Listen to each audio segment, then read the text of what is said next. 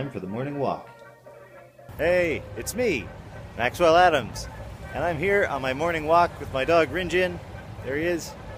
And today we'll be talking about Mupdate2. That's the Monday update number 2. Let's take a look behind the scenes. Yeah, I'm wearing headphones because I'm actually editing this video as I'm making it. It's come to that. But let's take a look behind the scenes right now at the making of some of Dead Meat's prop cars. Each car starts off kind of like this one up here.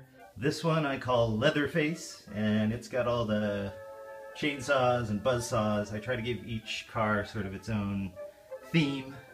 So this one was definitely rusty cutlery.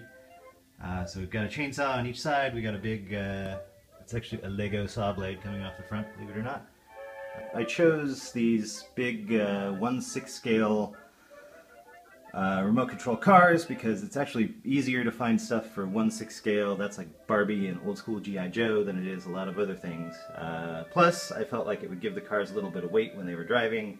And I also feel like with something this size, it's easier to pack it with detail and, you know, do stuff like give it bullet holes. I'm basically making these Star Wars style, meaning that I'm taking other models and other model kits and I'm sort of cannibalizing pieces off and sticking them onto the cars.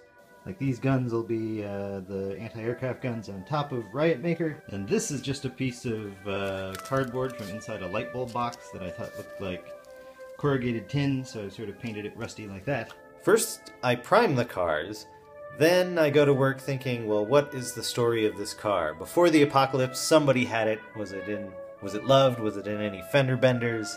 What's the deal? And then I think, well, after that, there was the apocalypse. So this thing's been sitting out in the hot radioactive desert for a long time. At some point I usually do sort of a sun-beaten wash over the whole thing, rust it up. And depending on how complex the car is going to be, you're going to have to start adding on extra pieces, you know, wasteland gear. When you're driving your car around the wasteland, you don't just want to be driving your car. You want to be driving a car that's got bulletproof shielding and knives coming out of it and stuff like that. I made up this drawing a long time ago to show what I thought some of the cars in Dead Meat should look like. But I'm more or less at the mercy of the plastic gods. I just have to take what I find and what I'm given and what I can think of and use that as I see fit. This is Headhunter, and sort of the theme on this one was chain link and skulls. And I really ended up liking how the chain link came out, so it's probably going to end up on Riot Maker and a couple other cars as well. That's just sort of gardening gutter covering that I've spray painted silver. Got some tiny details on this one. I don't know if you can make it out, but there's an Underfist versus the Dinosaurs comic in there. There's also a driver who is permanently sealed inside. You can kind of see him in there. Alright, so I got a beer with my lunch, and it turned out to be a man-sized beer, which is a beer that's actually the size of a man. It was giant, and I'm a cheap date. But this is the rest of... And I must be a cheap date, because I spent the next 10 minutes wandering around like a moron, carrying the camera, and then I would sit down, turn it off, and start saying things.